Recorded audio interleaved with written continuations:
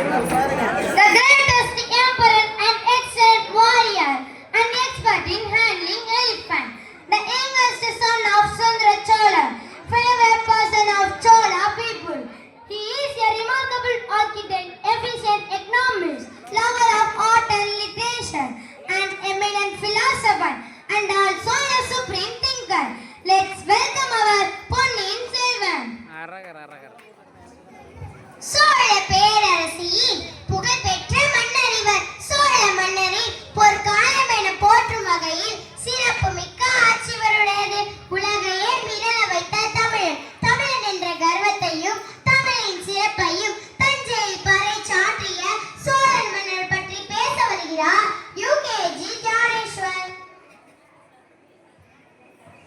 அனைவருக்கும் வணக்கம். நான் ராஜராஜ சோழனாக வேடம் அணிந்துள்ளேன். இவரது இயற்பெயர் அருண்மொழிவர்மன். ராஜராஜ சோழன் சோழ பேரரசின் மாமன்னராக 30 காலம் ஆட்சி செய்தார். அவர் பொற்காலமாக திகழ்ந்தது. அவர் ஒரு தீவிர சகோதரர். அவர் தஞ்சை பெரிய கோவிலில் தமிழின் பெருமையை பறைசாற்றும் வகையில் கட்டியுள்ளார். நம் தாய்மொழியாம் தமிழ் மொழியில் உயிரெழுத்துக்கள் 12, லிங்கத்தின் உயரமும் 12 அடி.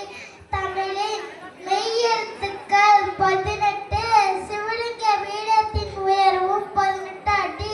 தமிழின் உயிர்மெய் எழுத்துக்கள் 216. கோவில் கோபுரத்தின் உயரமும் 216 அடி. தமிழின் மொத்த எழுத்துக்கள் 247.